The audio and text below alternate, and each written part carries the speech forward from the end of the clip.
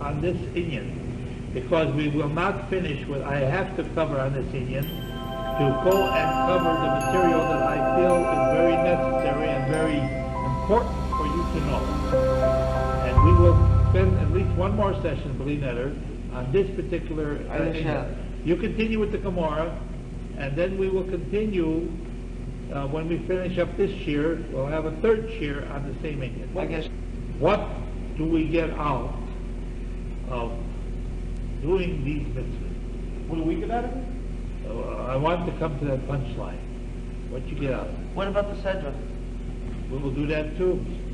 We'll try to do the sense of this world if I'm we talking can. about what we get out of it. Good for you, and like, why is it really good to you less important than like? Very good question. Perhaps being good to you, as we will learn, the next session might be a different reward than Arach Yomi. There may in fact be two separate rewards. That we will learn the next session. Because I want to entreat you to come to the next session. We're going to analyze what a length of days and Yitav L'cha will be good to you. There's two separate things we'll talk about. First volume. It says that David Prayed for two things. What are the two things he prayed for?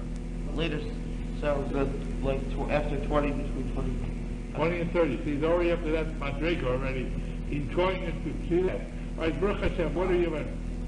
Okay, so Chaim Moshe, what is your? first he prayed that God should be with him in all his ways during all his life, Yeah, and then he prayed for a long life. that helps, yes. Because if you have all your life, it's short. Orach Yomim, you have to have length of days. And Tov L'cha, it's going to be good for you. That is assuming that both are coming together. All right, but Schar is not here. We don't get Schar in the third parak, which says, when we take out the Sefer Torah, we say this thing. Rashi tells us there that if you learn Kamo in relation to learning Torah, does God have a right hand or a left hand? He has no body. We're talking about like this. If you approach the Torah, learning of Torah with the proper attitude, that's Yamin. The right hand usually refers to the right proper attitude. Then God grants you length of days. And if you do not approach, at least you get that also is a different explanation.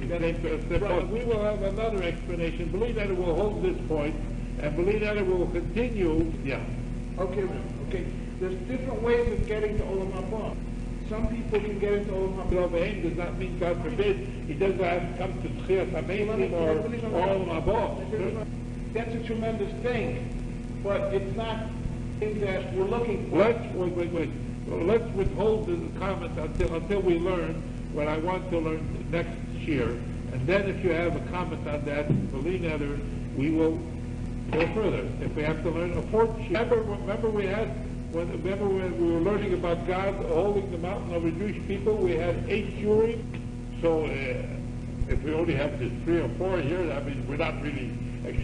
All right, this year right now, just off the record. Tonight we are going to pay a tribute to one of the greatest sages that we've had in the Jewish nation, and this sage died only 51 years ago.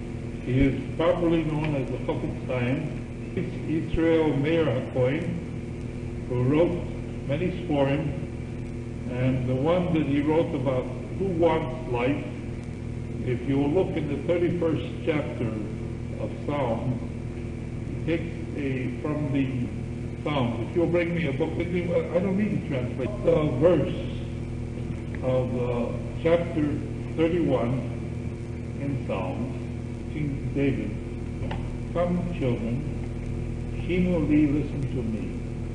Yiras ad Shem, who is the person, Chofetz Chaim, that desires life, that pen name. Oed Yomim, he loves days, he lives such a life that he will eventually see good as a result of his life. The first thing a person has to do is watch your tongue, which is not so easy. Unfortunately, I appreciate that. He said, quote, you won't go, I haven't finished it, let me finish. The Torah L'shon Chomirah, watch your tongue from evil, and your lips, the guile, or it is double talk.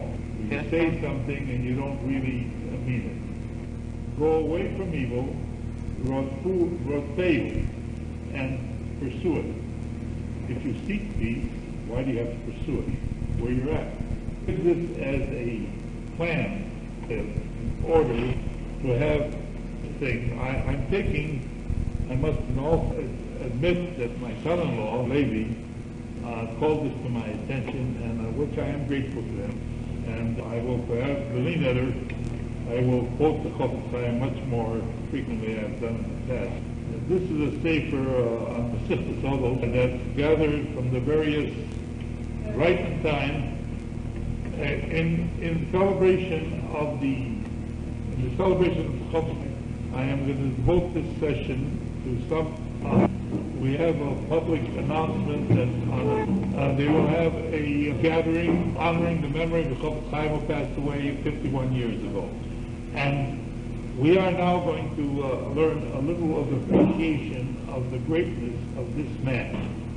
At that gathering there will be one of his former students. He died 51 years ago, and this former student learned with him during World War I. So obviously, former student, not so young. He is now the chief rabbi of Greater Detroit. And there's another great Rav beside him that's going to that gathering on the 20th of September. And there's going to be a public gathering, and everybody's invited. I personally will be here at the Shir, and I'll be teaching my class like I usually do, because I want to show honor to the Chofetz Chaim. And the true honor to the Chofetz Chaim is to continue learning Torah, teaching Torah. That is more honorable than just I'm sure they're going to discuss Torah at the session, but I think it's of a greater degree of spread Torah.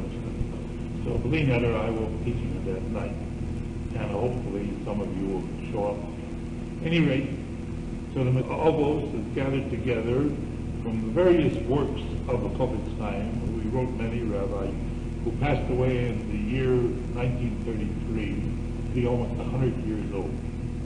So he knew how to, and after he lost his first wife, Shalom, he married again when he was older, and he has children that are alive today. And one of them is the wife of Rosh Yeshiva. And this sefer has on the Haskoma the approval of Rabbi Moshe Feinstein, the Gon Olam of our generation. They live and be well. And in the Haskoma, there's a gathering of various works of Chofetz Chaim. Put one sefer commentary on the ethics of a father, Pirkei Avos, you know very well. And I'm not going to say he's of course he praises the author on the one gathered a great person, and then he says with this. I just want to say a portion of his approval of this sefer. Now. He gathered the words of our teacher, Chofetz Chaim, of blessed memory, the Pirkei Avos, to benefit the Rabbi. It's really not proper to give a haskoma, an approval of such a book, because they are the words of a genius, a righteous one, a holy one. That all his words, they add to the Shemayim, to the greatest, and then he goes on to say that he admonished this person that is gathering these works together and increasing the knowledge of Torah as well as your Shemayim, which is the basic thrust of any person that tries to be a righteous type. Now I'm going to go and read and translate. It's written not in Hebrew, translated to English. One of the sayings of the Chofetz Chaim. He wrote in Aramaic? He wrote in Hebrew and Aramaic. You must understand that this is a picture of the Chofetz Chaim, right there. You must understand that the language of the Gemara is Hebrew and Aramaic, and the language of the scholar is, so naturally he's going to write in the language of many years ago, during the Six-Day War. Israel was fighting the Six-Day War in 1967, 7 years ago. I decided that I would write something, Kiddush, a discussion on a question of halacha, of Jewish law, Torah law. So I wrote it, and I gave it to my Rabbanim to see, and they didn't disapprove it, didn't say really anything about it. Anyway, if we live and be well, sometime I'll learn it with you. I also wrote it in Hebrew. I'll translate it for you. All right, now I'll read this one, written by, it's the explanation is publicized. It says like this. In the beginning of the second chapter of Pirkei Avos, Rabbi Yehuda says, Rabbi Omer, what is the proper path that a person should choose? For him, quote, proper for the one that does it, and it's proper in relation to mankind. Mankind also proves what he does. You should be as diligent in observing a simple, trivial mitzvah as you would for the more serious mitzvah.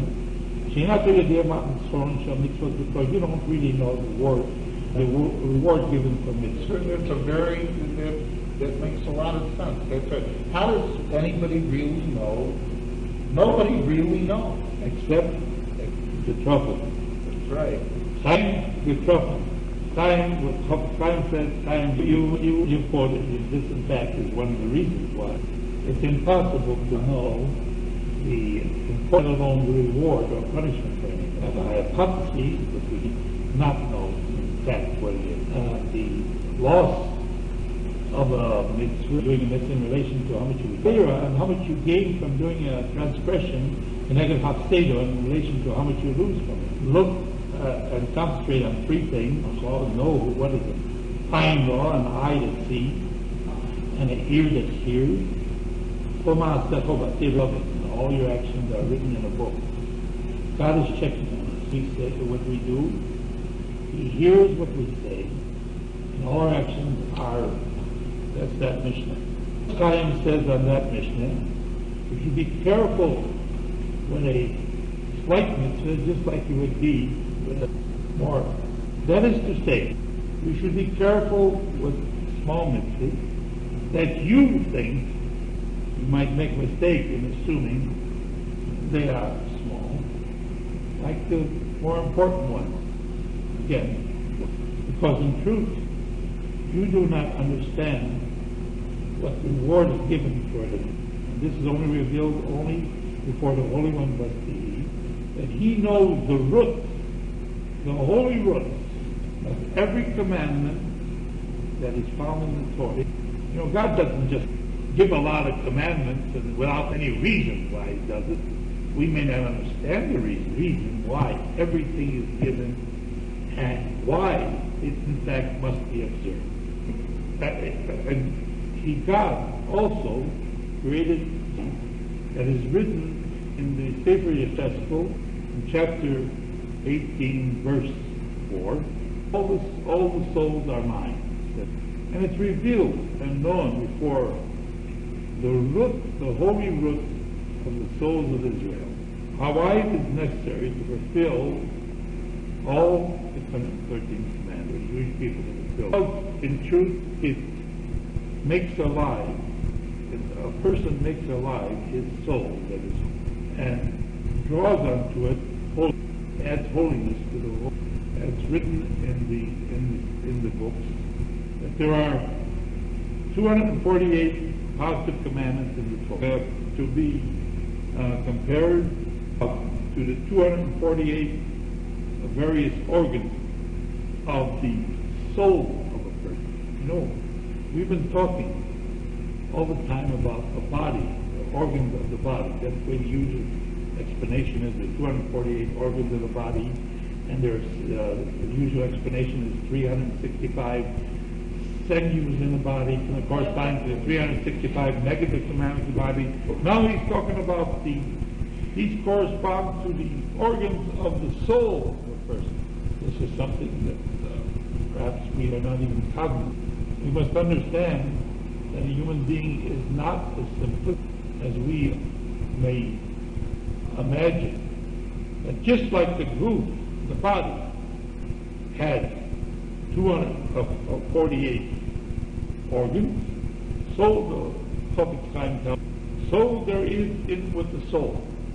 So now we have what we know physically, 248 organs of the body, physical makeup of the human being. Of course, he doesn't say anything just like this. He takes obviously from other sources. There are, of course, 248 organs of the soul. The soul is something that we Is he making an analogy, or what is he trying to do? He is describing what in fact happened here. He says the body is only the clothing of the soul. It's like a covering on the soul. Could it be, something that's like a tight glove? So, and you remember it from the age of 4? Yes. Now let's go further in here. Let's see what he says.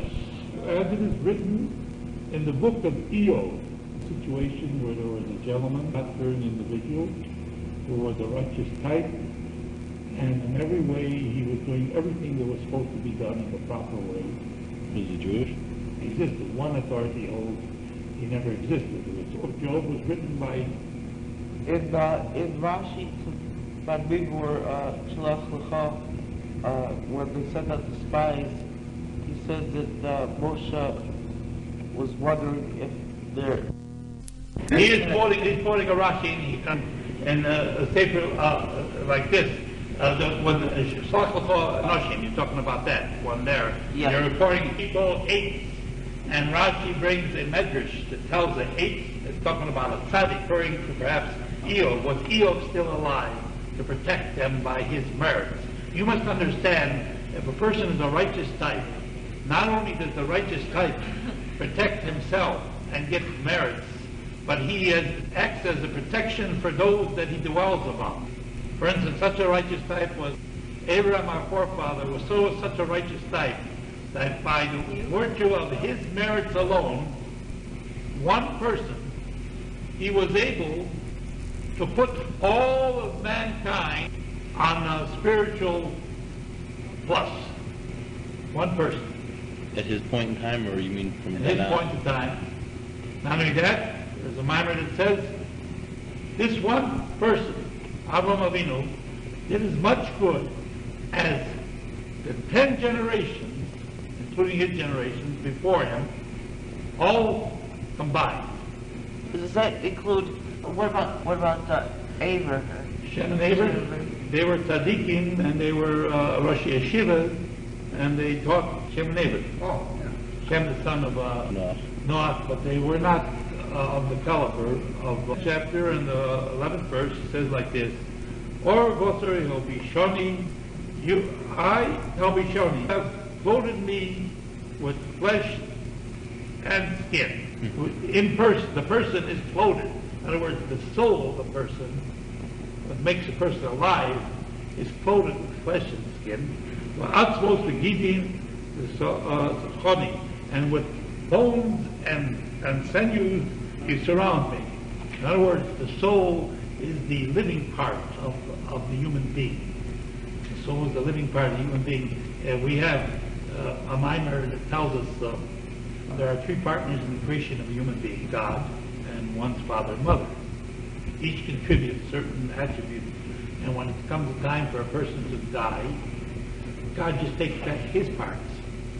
So once he takes back his parts, there's no longer a soul in that body, and there's no longer the senses in the body. The body can't function anymore, even though the physical being is there. The spiritual being has departed. Let's go back to here. So he quotes from there to say that in fact this is soul. The body is the clothing of the soul. And Shesal, he says that in relation to the 365 negative commandments, it refers to the 365 sinews. And he says further, now the Chofetz Chaim is saying something that my father of blessed memory always used to tell me. He told me, you should know that every mitzvah in the Torah is done to benefit a portion of us. We should not assume a mitzvah is just issued for no good reason. It comes to make some part of us better, function better. It's for our good. And of course, if we do the sum total of all the mitzvahs, we come to the maximum good. That's my father's blessed memory said. Now, lo and behold, he was probably quoting, in turn was of course quoting earlier. The whole mitzvah makes alive each organ and each sinew that has a affinity to it.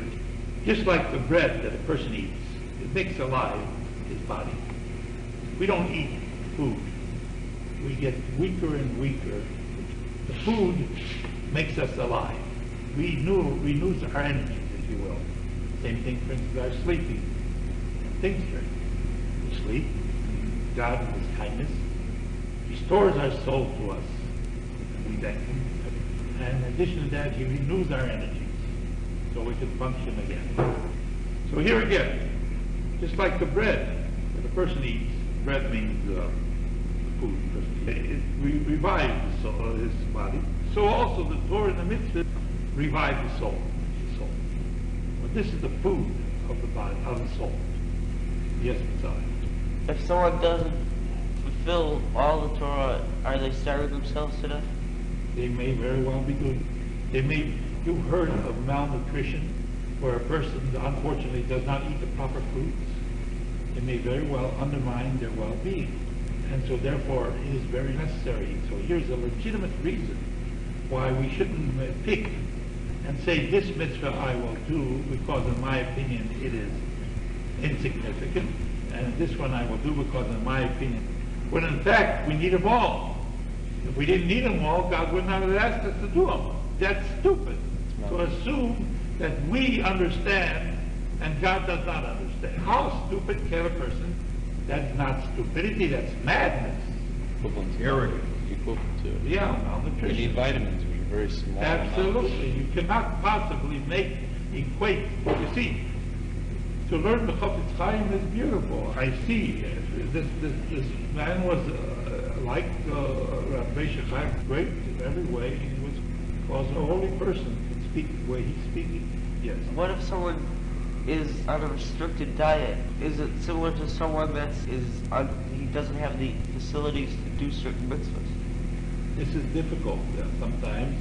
Sometimes a person is boxed out of doing certain, and then perhaps other mitzvahs, if he intensifies them, they might supply them for him to continue to survive on a spiritual level. I'm just we're dealing with great. Is not yet spiritually capable of assimilating this certain. He cannot do it right. Therefore, it will. So, if until you are at the spiritual level to accommodate this and do it in a proper way, you are not yet able to. You're boxed out of that, and you are maybe God puts you in a position to your level. It's obvious that we must first concentrate on first necessary prerequisites. Talmud Torah connected to law. Why is Talmud Torah? Once you know how to do it, then you have a chance of doing it properly. Yes. Also, we wouldn't know what Talmud Torah is connected to law if we didn't learn Torah in the first place. That would also be a difficult thing. Yes. Who's this to? Because the soul, and it makes it live for the everlasting eternity. And so it's compared, we compare halachas of the Torah to bread. I guess live for the everlasting. Does that mean yearn for the everlasting life? Because if a soul is without mitzvah, it would like to maybe stay here a little longer so it can get some more mitzvahs. If it has a lot of mitzvahs, it may feel more confident to go to heaven. That's right. God doesn't take us before we're ready. Therefore, we compare the law of the Torah, and reveals us, he reveals us Torah many times, that we should not turn away from all the mitzvahs, either to the right hand or the left, because all of them together, the things we can't really understand, mishpatim, the ordinances that we perhaps we could understand, they are for our good. Just like a father has mercy, is his child, his son, his only child, the proper way to help him. And this is, we are called children to God. And he wants to give us such merits, that significant reparation in this world, or the world to come.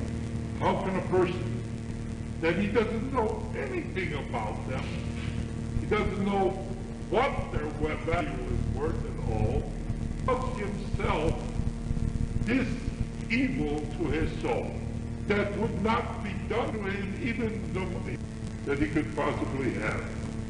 Very pleased. But I just want you to know, this is just, we have a whole safer still, but he lives in Europe.